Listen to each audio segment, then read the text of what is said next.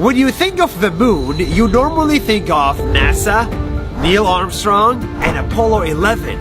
But you should also think of this guy. Hi, my name is Yariv. This guy, with his friends, just like NASA, built the cheapest spacecraft in the history of space that actually reached the moon. Let me explain, because this story is out of this world. Yariv is a 39-year-old electronics engineer from Israel. One day he had this idea. Why not do something crazy?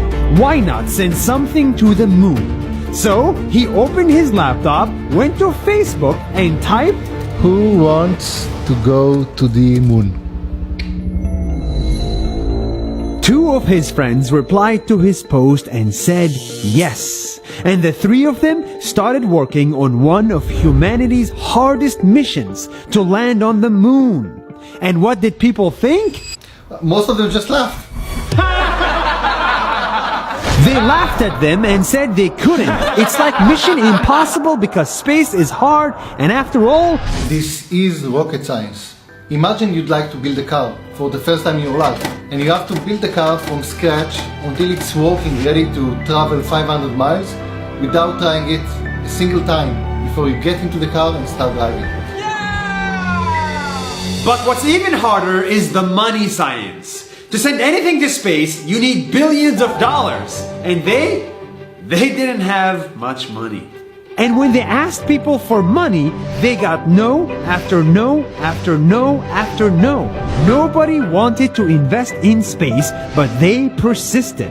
And the few people that took a chance on them gave them money and helped them to make this dream come true, and raised $100 million in donations for this project. It sounds like a lot, but $100 million is the cheapest ever spacecraft that made it to the moon. And this money they used not only to build a spacecraft, but to also educate kids.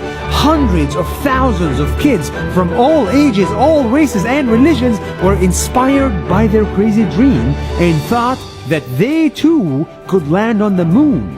Because their real mission is not to land on the moon, but to inspire millions of kids to pursue science.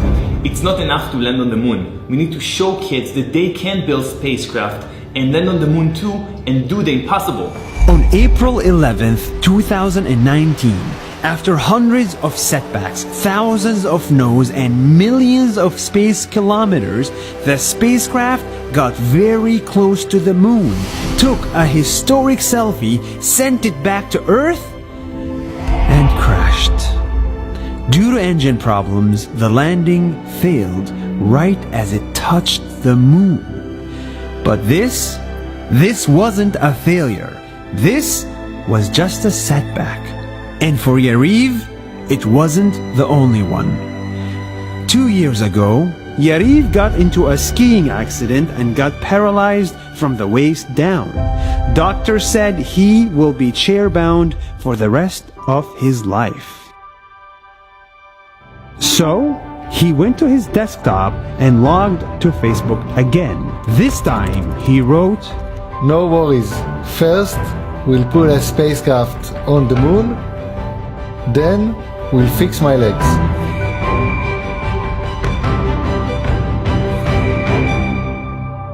Not many people get back up after a setback or two, but those who do make the impossible come true.